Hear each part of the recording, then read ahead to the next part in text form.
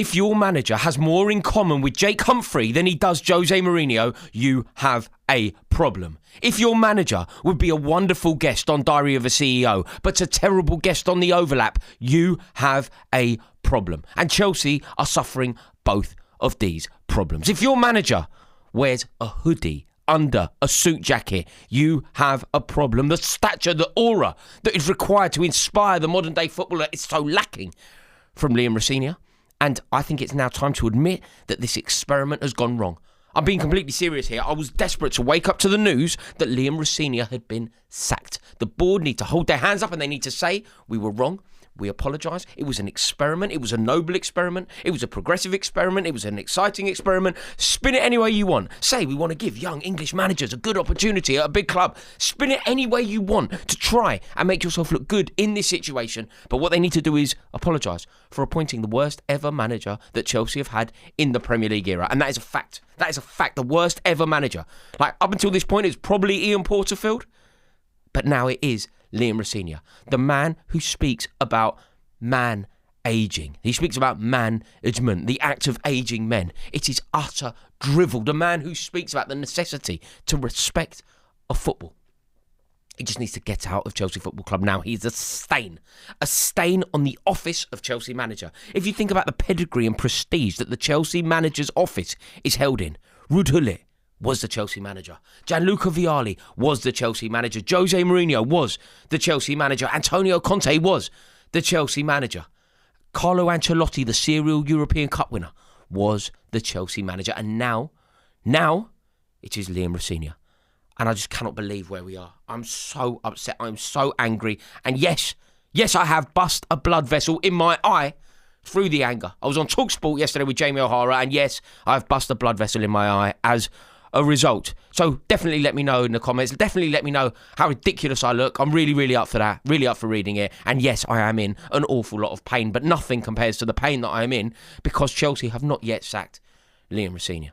I understand that Liam Rosenior is only part of the problem, but it is essential that he goes. We will never heal while he's there. 21 trophies in 20 years is what we won in the previous 2 decades prior to this ownership coming in. This ownership have landed at Chelsea, and we have won nothing significant in the 4 years that they have been there. In the 4 years that they have been with us, we have won absolutely nothing noteworthy. Now, don't try and spin that nonsense thing where we beat Pellegrini's team in the final. Don't try and spin that to me. I don't want to hear it. Don't even try and spin the Club World Cup. The Club World Cup is a great tournament. And it's a great tournament if you win the Champions League and you win your league, and it's a cherry on the cake. But it is not a cake in itself. You cannot talk about that as something serious. And it's obviously not serious. PSG proved it to us. Last week, it meant nothing to them, did it? It meant nothing to them as a trophy when it really mattered, when the severity of the footballing competition that we were in was drastic. They batter us. And I tell you what, no club, this is the most frustrating thing, no club has ever been successful following this Blue Co model. But those in our boardroom seem to think that they know best. Seem to think that they are the cleverest people in the room, seem to think that despite the historical evidence that you cannot create a good football team, a title-winning football team using this model, they are inclined to tell everybody that they're wrong. Anyone showing any sort of issue with this model, we're in the wrong. They know more than us. They are more intelligent than us. But they are incompetent, arrogant morons. And yet they believe they're correct. They believe that they know more about the game than me. They believe that they know more about the game than you. And do you know what? People often like to level at me that I know nothing about football. But let me just present you some facts. So even if you don't want to take my word for it, even if you believe that Todd Boehly and Bedad Egbali know more about football than me, even if you believe that Todd Boehly and Bedad Egbali know more about Chelsea Football Club than me, even if you believe that, let me just present you with some facts and you decide. These are the people that decided Graham Potter was a better manager than Thomas Tuchel. These are the people that decided that Luis Enrique was not up to the job of Chelsea manager in 2023. Luis Enrique is the greatest manager in the world at the moment. Luis Enrique has won 2 trebles. Luis Enrique won the first ever treble in French football. And the Chelsea board, the Chelsea hierarchy decided that Luis Enrique was not up to the job at Chelsea. The 8-2, the 8-3 will suggest otherwise. Luis Enrique would have been an amazing appointment, and it was so basic, it was so obvious that we needed him. And yet, there are some people within the Chelsea board, there are some fans who genuinely try and convince me that Liam Rosenior is the right man for the job. They try and convince me that Liam Rosenior is up to the job. He is going to turn it around. And they say, he's got, 17 points out of the 30 available to him or whatever it is. And they try and present it as being positive. Trust me, I know that I am right on this. I know that I am completely correct. I know that Liam Rosenior is not up to the job. But I also concede that Liam Rosenior is a patsy for the ownership. Liam Rosenior is a stooge for the ownership. He isn't really the problem at the club, but he is the easiest to solve. If we bring in an elite level manager, we will then have to change the mindset, because an elite level manager will not dance to the tune that is set by these idiot sporting directors and Blueco, and things will change. So yes, of course I understand that Liam Rosenior is only a puppet. But I also will argue with anyone who says that removing him doesn't really help. They say it makes no difference. The model is the problem. The model is the problem, but the manager is also part of the problem. And yes, you are correct. The manager at Chelsea, he is the face of the club, but he doesn't make the key decisions. But a top manager would. So Liam Rosenior is never going to push back. He's never going to push back and tell Bali to get out of the dressing room. Neither would Graham Potter. Neither would Enzo Maresca at the beginning. And the second that he did show a bit of backbone, he was out of the job. We need somebody who is capable to rely on their managerial foothold, to rely on their previous experience, to look back at their track record of success and say this model doesn't work. And until we bring in somebody like that, this is going to continue. Yeah, you are right. Liam Rosenior doesn't sign the players. He doesn't decide the players that we're gonna banish to the bomb squad. He doesn't really pick the first team, if we believe what Enzo Maresca was telling us. And obviously, he has to seek prior approval from the medical team and whatever else. That's all true. But we could bring in somebody who wouldn't do that. And ultimately, I think it's a travesty that we have sacked manager after manager after manager and not ever looked at the reasons that these managers are failing. We've never looked at the sporting directors. They are completely insulated from criticism. We've never looked at the owners. They're completely insulated from criticism. Maresca goes, Potter goes, Tuchel goes. And we blame them. We talk about them and we're not looking above. But that's why, if we were to do something bold, bring in somebody elite now, he would force the model to change.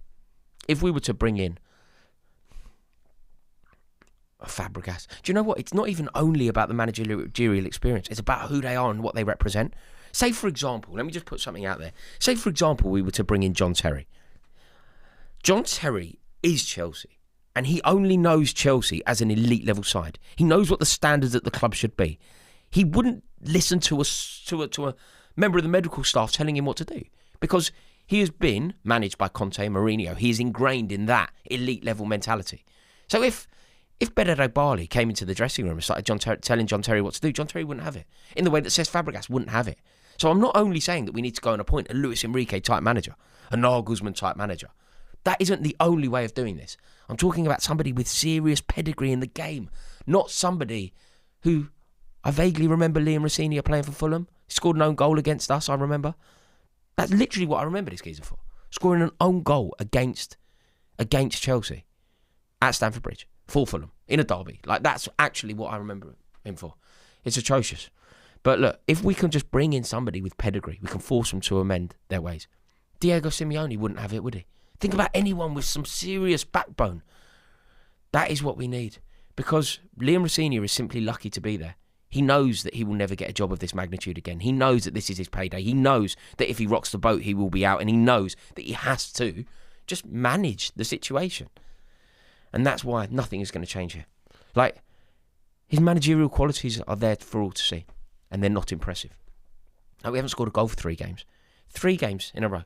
Played Newcastle at home. And they beat us at home for the first time in 14 years. Played Paris Saint-Germain at home. Got absolutely battered. Played Everton away. Get absolutely battered. When you look at what's going on at Chelsea, it is so bad. And Newcastle at home, we should be beating them. They haven't got a good away record.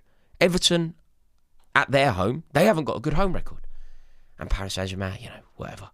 But it's just unbelievable with Newcastle. Think about what happened there. We didn't put 1 goal past them. And how many did Barcelona score? 7? They conceded 7 goals against Barcelona and we didn't score 1. Like, all this, it's so bad. Like, we can't score, and you've got to look at João Pedro and Pedro Neto and Cole Palmer. But Liam Rosenior is held accountable. And then you look at the back, conceding goals left, right and centre. Wesley Fofana, woeful. God, what a dreadful signing he's been, by the way. Wesley Fofana has just been appalling, like trying to blame everyone but himself. You know that goal straight through the middle, that opening Beto goal? See him looking at Sanchez. You're like, wait, what about you? What about your responsibility? Should Sanchez have come out off the line earlier? Probably. But what about you in that situation? You know, up front we look impotent, watching Liam Delap play football. I don't deserve this. I don't deserve a blood vessel. I don't deserve to have to watch Liam Rosenior manage Chelsea. I don't deserve to have to watch Liam Delap play for Chelsea. He's the worst striker Chelsea have had since Chris Sutton. Chris Sutton. Honestly, like, I thought Alvaro Morata was dreadful. Timo Werner, appalling. You know, the list goes on and on. Higuain, a joke. Matthias Kesman, laughable. But this geezer is so much worse. And we can't score, we can't defend. You know, world champions and all that. But we're world champions and we're going to be in the Europa League. And maybe not even in that. It's a crisis. It's a crisis like no other. It really is. We're the world champions and at best we're going to be in the Europa League. And I think Everton are going to finish above us. They could easily finish above Liverpool now. And then you've got to look at Brentford. You know, we had such a perfect day yesterday. Liverpool dropped points. Brentford dropped points. And then what do? We press a self-destruct button. It's so typical Chelsea in this vein. And you know what's going to happen? The world champions Chelsea are going to be in the Europa League and we're going to take on Como, Fabregas. That's what's going to happen in the Europa League. In fact, the only reason that won't happen in the Europa League is because Fabregas is the governor. And Fabregas, he'll get Como into the Champions League. We'll take on Sassuolo.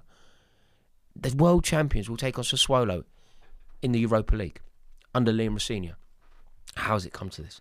I really don't understand it. And Enzo Fernandez, not a player I particularly love or have warmed to, but he said it best. He said, we've lost all of our identity, all of our structure, all of our direction since Enzo Maresca was sacked. He didn't know why he was sacked.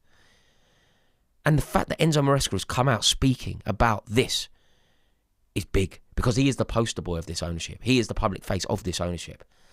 And it is now getting to the stage where he's asking why Maresca was sacked. And look, I didn't like Maresca, but at least you could rationalise why Maresca was manager. At least it kind of made sense. He had a little bit of a foothold in management. He will go on to bigger things. I think he will, well, not necessarily bigger clubs, but he will go on to bigger things in the Conference League. Definitely. You know, it's just all gone. It's just all gone so wrong. And I tell you what, the most worrying thing for Rosenior is we're not playing for him. Like, we're not playing for... We haven't got a fight. We haven't got a standard that's set. We haven't got a spine that demand excellence from everyone. This squad have completely and utterly turned their back on Rosenior. Like, we're not running, are we? We're getting outrun by everyone. And that's according to the data. I mean, you can see it when you watch us. But it's also according to the data that we're being outrun by everyone. And this rotation from Rosenior has caused all sorts of problems. Like, why on earth did he bring Jorgensen in? I don't like Sanchez. I don't think Sanchez should be at the club. But when Sanchez was playing regularly, his confidence was up and he didn't let us down. We've dilly-dallied with it. We've sort of become a tinker man in the goalkeeping position. Suddenly, Sanchez looks all over the place. Jorgensen's not a good enough goalkeeper. And that you can trace directly to Liam Rosenior's poor management. When he started messing about with what was going on at the back, that was all down to his decision-making. And I tell you what, whatever data Blueco have used to sign Jorgensen, it just doesn't make sense. Like, everyone knew it was such a weakness. And it's a crazy decision. Like, Jorgensen wasn't a good goalkeeper when we signed him, but he made a lot of successful passes, so we bought him, according to the data. Like, conceded 48 goals that season. But we bought him because he makes a lot of passes. It's appalling. Like, it was so obvious. Go and buy Donnarumma. Go and buy Mike Maignan. But they argued about Mike Maignan for what? 5 million quid or something. Could have got him for 15 million. Could have got Donnarumma for 25. I mean, that's what we paid for Robert Sanchez. It's just appalling, isn't it? It's terrible, terrible times for Chelsea. It's a terrible manager. It's terrible owners. And it's just another terrible day for us. Where we go from here, I do not know.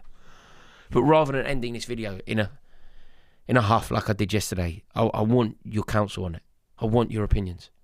Help me understand this. Can you see a way out of it for Chelsea? Can you see a world where Liam Rosenior turns it around?